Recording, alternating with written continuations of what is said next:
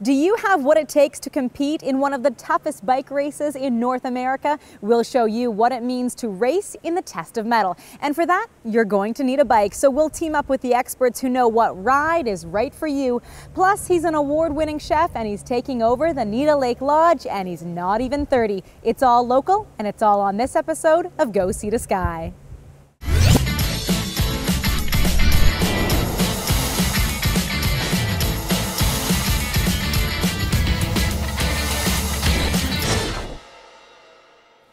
Welcome to Go Sea to Sky, only on Shaw TV. I'm your host, Heather Butts, hanging out by the water at Nita Lake Lodge. Now, they're labeled some of the toughest bike races in North America. The Hell of a Race series in Squamish draws hundreds of riders from around the world. But one local cyclist hopes that his hometown advantage will help put him on top of the podium. Quinn Moberg already came second at Ore Crusher, but the coveted test of metal is still to come.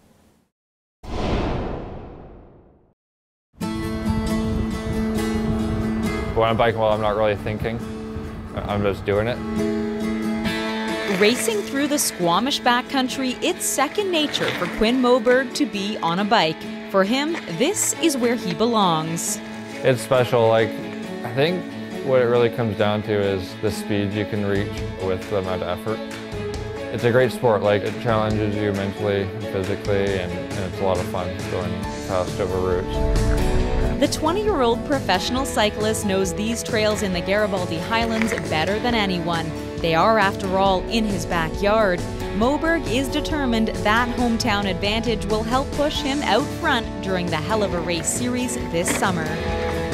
I think winning races in town is a real possibility, and it's a big goal for me. The series consists of 4 separate races throughout the summer months. The grueling courses run through Squamish and draw cyclists from around the world. With event titles like Test of Metal and Gear Jammer, it's no surprise they are not your average race. Squamish has been named the best place to ride in Canada, but it's not only the courses that make this series different. There's a great community support, which you don't see in other places around the world. I think that's largely because of where the races are, and they're in the neighborhoods, right? The Test of Metal goes through the Garibaldi Estates and the Highlands and Ballycliffe. Rain or shine, area residents stand streetside, motivating cyclists to do their best under some of the toughest conditions. More than 300 people volunteer at each of the 4 races, proving this truly is a world-renowned biking community, a place where young athletes like Moberg become inspired. They're exciting. Watching people ride their bike as hard as they can over extreme trails, people can get inspired. And getting inspired in cycling is a good thing. It keeps you fit and active, and it's a fun day watching racing. Prepping his bike for another training session, it's all part of being a professional cyclist. As for the bike, I try to keep simplicity as one of my biggest goals when setting up my bike. I just think the less things to go wrong, the better. And generally, the lighter the bike is, the simpler it is. Unusual for Squamish, Moberg rides a hardtail. No rear suspension makes it lighter, and 1x10 on his drivetrain means fewer things to go wrong. Heading out from his home in the Highlands, Moberg spends 20 hours a week on his bike, riding more than 500 kilometers. I think I'm better at explosive racing, going on steep, hard climbs.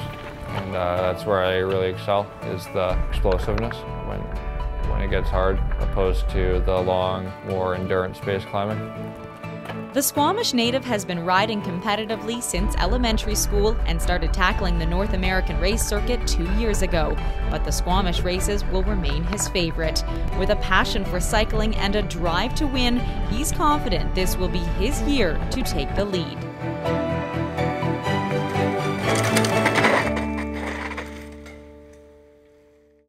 The Test of Metal race is on June 14th in Squamish, and there are plenty of cheering sections, so don't miss out on the popular event. You already know one local athlete who you can cheer on. Visit testofmetal.com for more details.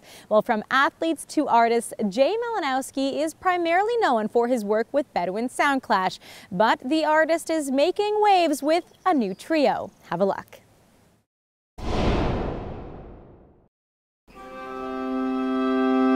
When it came to a concept like Martel, I think it has to come from the past, and you have to be able to sort of intonate that. And I always thought of the song of it sounding colonial classical, like rough around the edges, but harking back to some sort of tradition. And so that's where I felt the strings were had to be a center point of where the record came from. My country sang along. All your strips and chords, you watch the pressure drop unfold. Jay Malinowski and the Dead Coast just released their first full-length record, Martel. It's historical fiction greatly influenced by his ancestor Charles Martel, but also features much of Jay himself, like in the track he played for us today. So why am I terrified of everything?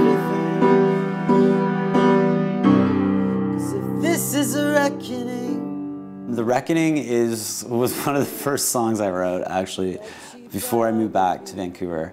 I mean, I guess it's damning to the industry I work in, as well as myself. But just that, you know, the judgment doesn't really come from other people. It comes from something bigger than that. I guess it was me thinking, trying to be mindful of my actions.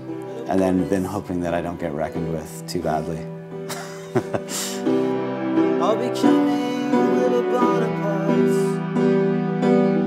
to watch some of my friends get blown apart. Martel is the namesake of this record, but it comes from Charles Martel. My grandfather traced our lineage back to our ancestor Charles Martel, who came over to Canada 300 years ago from France and settled in Cape Breton. He had a very tumultuous life, and after that all the Martels in Cape Breton became sailors and worked on the ocean. And my grandfather grew up in the house there, and so I drew a lot of inspiration from that, and then I used the namesake Martel to create this kind of sailor that goes around the world. Over 18 songs on the record, and is loosely based on that history and loosely based on my own life and answering those questions. Well then, boy, bubble trouble's such a curious lover, but what my trouble loves only turns me into rebel. Below the baseboard comes a scream from the gallows. It flickers on the wall, the tall shadow from St. Alice. Has this been something that's inspired you in the past? Family in this sense, or is this a new interest, I guess, on your end? I've always found it fascinating. Whenever my grandfather would talk to me about Charles Martel, and there's just something that stirred something in me.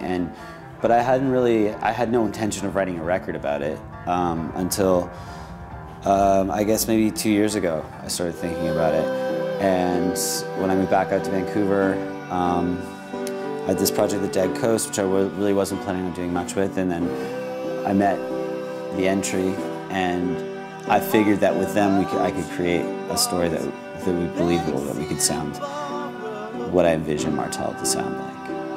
An interactive website takes you through the tracks and maps of this record's voyage. You can check that out at whoismartel.com. In Gastown, I'm Paul McClellan for Shaw TV.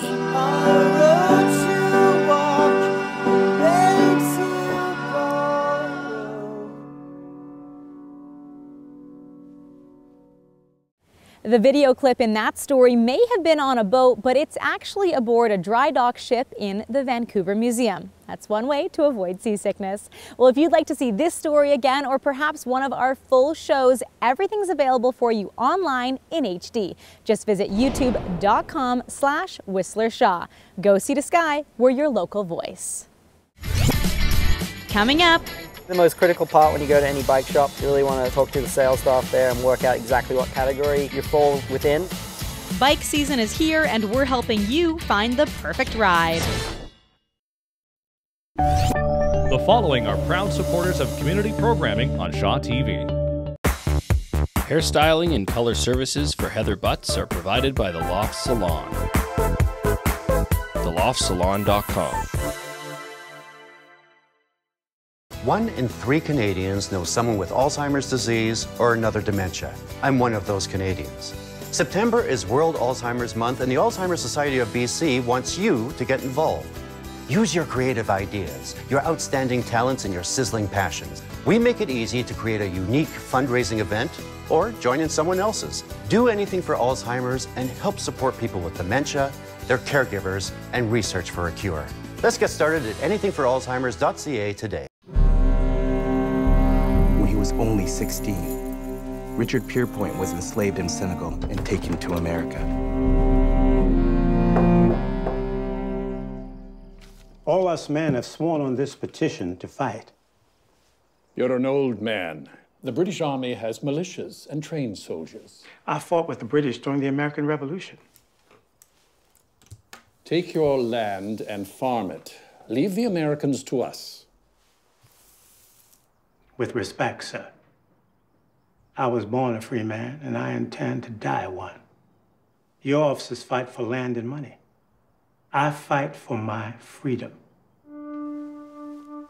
Richard Pierpoint was one of thousands of black loyalists who won their freedom in the American Revolution. 30 years later, at the age of 68, he petitioned for an all-black unit that would defend Upper Canada during the War of 1812.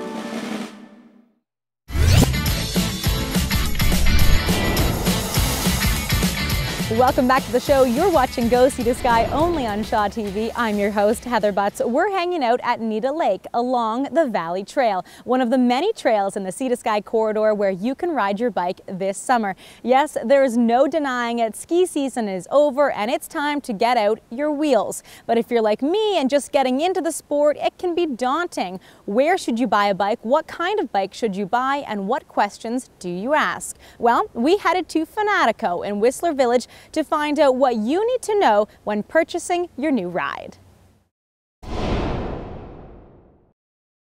Bike season is upon us and some people have been out riding for a while, but if you're just getting into it this season or you want an upgrade, Matt Ryan, you are the guy to come see. We're hanging out with you today at Fanatico. Thanks for having me. Yeah, no problem. Okay, Pleasure. so I'm a little intimidated. Everybody knows I'm new to Whistler. I'm just getting into the bike scene. What do I look for? You're talking, we need to know what type of rider you are, right? Yeah, exactly. That's probably the most critical part when you go to any bike shop. You really want to, talk to the sales staff there and work out exactly what category you fall within, because it's very confusing at the moment for the general consumer. So let those guys drive the bus a little bit. I'm going to touch on sort of 4 different platforms of mountain biking. So we have this one here. So yeah, this is kind of your basic beginner mountain bike. You're not quite sure if you want to spend the big dollars. Good entry point start in mountain biking.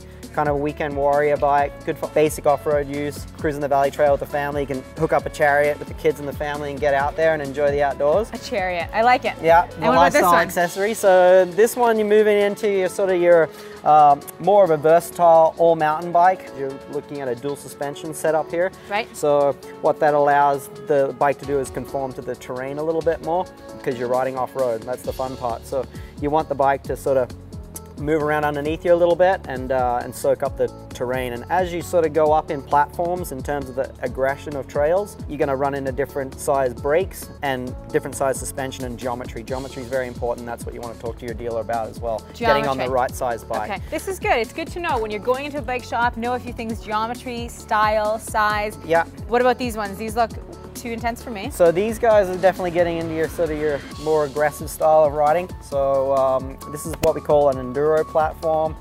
Falls into that sort of 6 and 6 category. So it's basically like a little mini downhill bike. We'll touch on the downhill bike in a minute. But bigger suspension, bigger brakes, getting into your exotic frames. This is also carbon fiber, so the price is now going up. Okay. We'll touch a little bit on wheel size. It's a bit of a hot topic these days. What is the wheel size deal?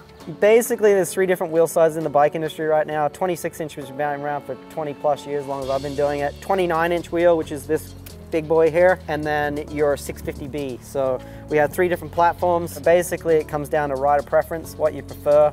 The bigger wheel is great for intermediate and beginner riders because it gives you more sense of security. it's also going to come down to what size person you are too. Right. So, you know, if the wheels are round, that's what I say to most of our customers, and it's a mountain bike, you're having a good time.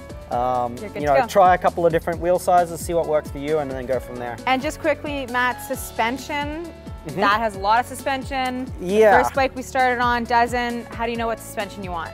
Basically, it's going to come down to, you know, if you're just starting out, you're going to probably not spend a lot of money. As you progress into the sport, then you're going to find that your abilities get a little bit better, and along with that, you'll be able to get on more capable bikes. Okay. So in terms of the suspension, so this is a full-on downhill bike, 200 millimeters of travel front and rear, top of the line, full-on World Cup downhill race bike, or get in the Whistler Downhill Park and rip it up. This is a super fun machine, one of my favorite bikes. Okay, Matt, I'm looking at purchasing. What damage will it do to my wallet? Yeah, it ranges. We can hopefully have fairly deep pockets, but at the shallow end, you're looking anywhere between sort of $500 up to $1,000, and then for the high end, mid-range, anywhere from $4,000 up to $6,000, and then the top of echelons, you're looking at anywhere between 8 to 10. Okay. So yeah. Awesome, Matt. Well, that's great. Thanks for helping me out, and don't be afraid to ask questions. Talk to the sales guys. Yeah, exactly. You know, I find a lot of guys here have a lot of experience in Whistler. Just listen to them, and they can kind of direct the sale and what's going to be appropriate for you. Okay, thanks for having us. No problem. We'll see you out there. Okay. Take care. Thanks so much to the guys at Fanatico, including Matt Ryan, for giving me a little more confidence as I pursue my bike search. We're heading to Squamish for our next story to introduce you to an artist who finds much of her inspiration in the outdoors. Candace Keith used to paint unique landscapes, but now she adds personalities to the wildlife which surround her.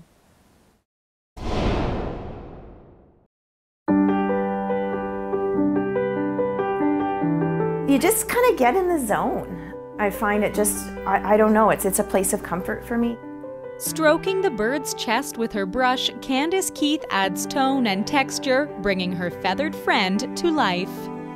My paintings are very whimsical and lighthearted, and it really almost puts you in a better mood. It gets you laughing and puts you in a better spirit.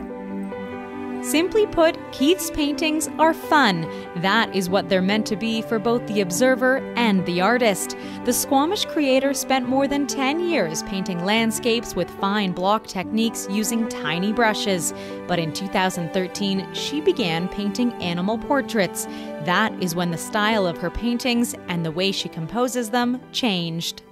My best paintings are usually when I get some really new good music. I'll have like Eminem blaring, and when I'm literally dancing at the same time as painting is when I do my best work. Wild and free, just like the animals she paints. Her new technique, big brushes and a relaxed stance far from her easel allow for a fun, loose approach, adding energy to her paintings and her passion.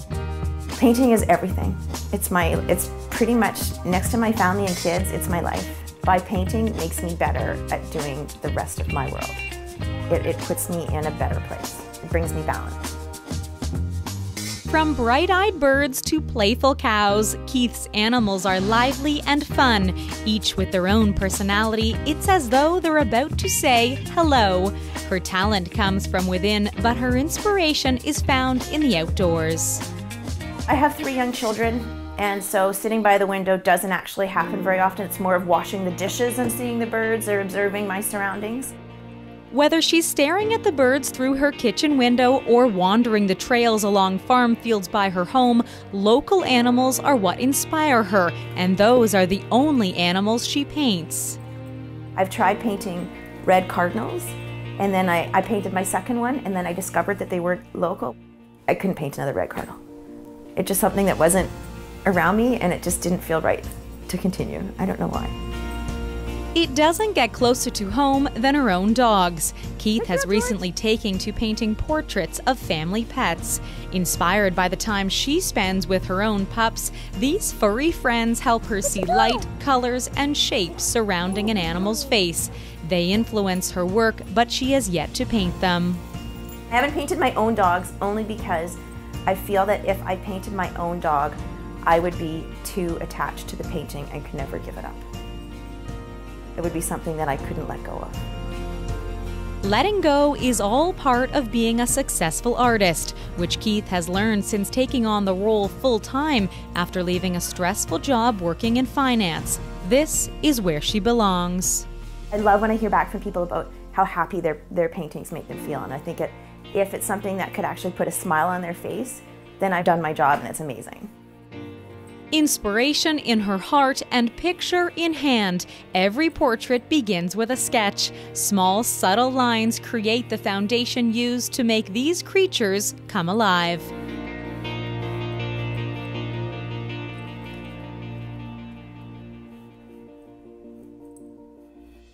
You can find Candace's work at Art Junction in Function Junction, just outside of Whistler. Well, thank you so much for joining us on this episode of Go Sea to Sky. We'd love to hear from you. Perhaps you have a unique story idea or you have an event you'd like us to promote. Get in touch with us at facebook.com/Go Sea to Sky. Later in the show, basically I love to eat, and so I thought it would be a good idea to learn how to cook. he's mixing his worldly experience with local ingredients to create an unforgettable menu. The following are proud supporters of community programming on Shaw TV. Heather Butt's wardrobe is fitted by Peak Performance. PeakPerformance.com. Whether you're pursuing a television career or looking for a new leisure activity, we invite you to join the Shaw TV Volunteer Program. You can gain valuable hands-on experience and acquire skills ranging from camera to floor directing. We're looking for high school or college students or adults who are eager to learn. Shaw TV is currently accepting volunteer applications. Contact us today. We're there to bring it home. Shaw TV, your local voice. Join, book, go with Moto, Vancouver's only local car sharing co-op. What's car sharing? It's thousands of people sharing the cost and access to hundreds of cars. Car sharing offers a reliable alternative to car ownership, fits your lifestyle, and saves you money. With 300 cars, trucks, and even cargo vans, Moto offers the lowest rates in Metro Vancouver. And booking a Moto is easy, online or by phone. Join, book, go. Learn more at moto.coop.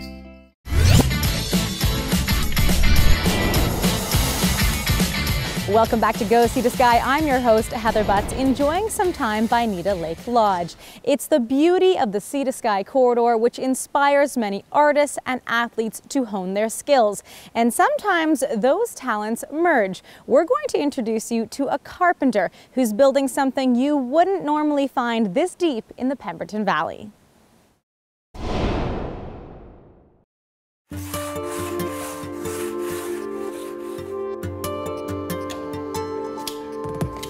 They're so beautiful.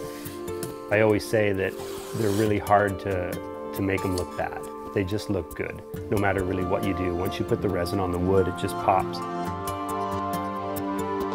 Andy Lambrecht spends 6 months of the year tucked away in a small workshop in the Pemberton Valley.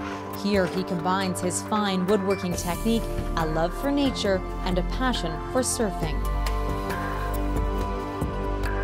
I made my first board and it turned out really good. And I got a lot of positive feedback from a lot of my friends and peers. And a couple friends actually wanted me to make boards for them. And so that's kind of how it all started.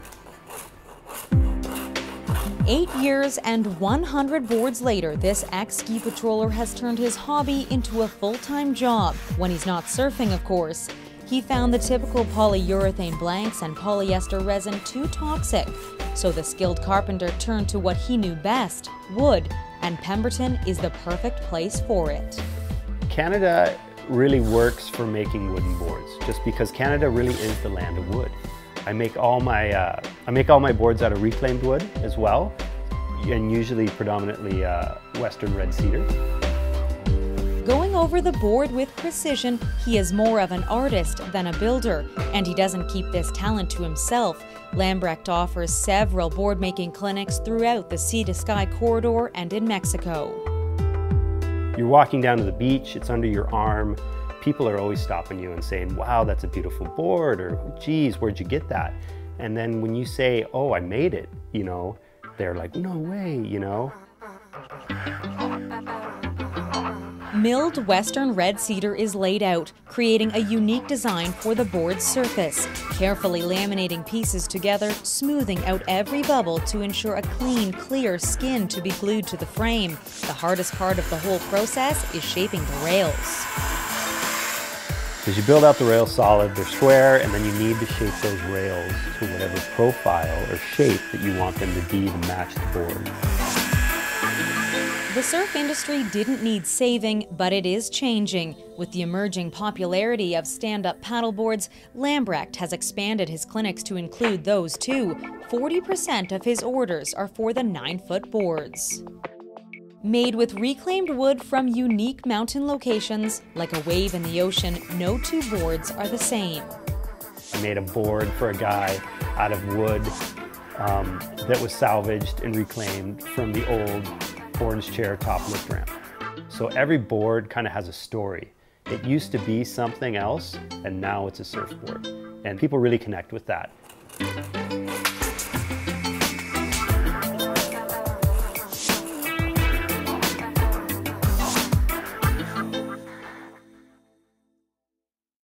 Andy Lambrecht isn't the only one who finds inspiration in his surroundings. Many chefs in the Sea to Sky corridor enjoy using local ingredients for taste and to create ideas. Chef Paul Moran is one of them. He's traveled around the world cooking at some of the most prestigious restaurants, but he now calls Nita Lake Lodge home. At the age of 26, he's recently taken on the role of executive chef, and he didn't waste any time putting his experience on the menu.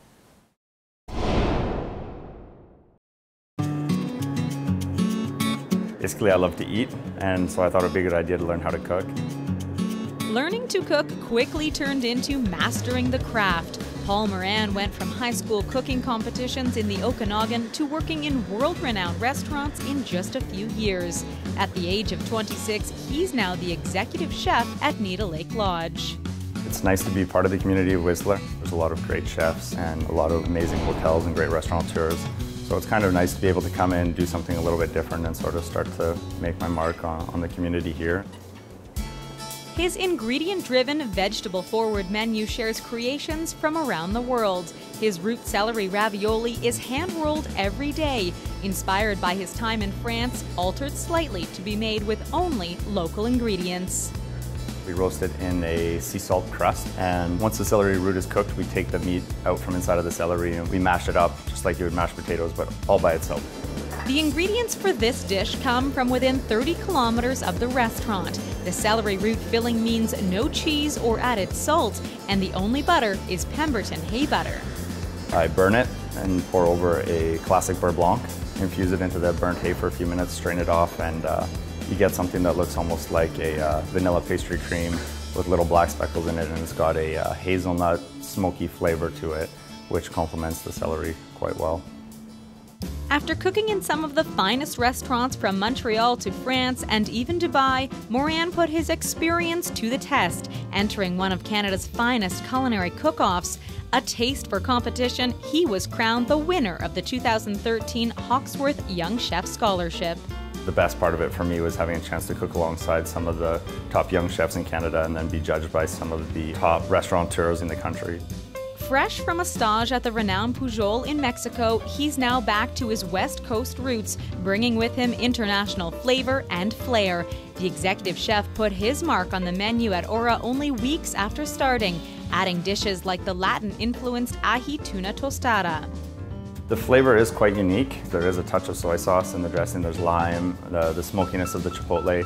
So very complex flavors, but at the same time very subtle. Even his sweet treats have roots, like the green sorrel sorbet with raspberry meringue influenced by his time in France. His culinary journey has taken him around the world, but no matter where he's cooking, Moran is focused solely on using local ingredients and sharing his passion for food and flavor. What I love about now is sort of passing along the information and recipes and things that I've picked up over the years to younger cooks that I have in the kitchen, to older cooks that I have in the kitchen, just sort of sharing my ideas and recipes and my inspiration for what I'd like to do here at Nita Lake.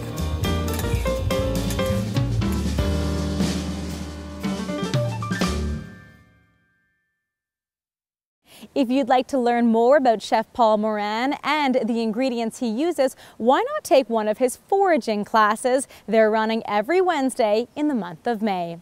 Well, that does it for this episode of Go Sea to Sky. I hope you enjoyed it. Thanks for watching.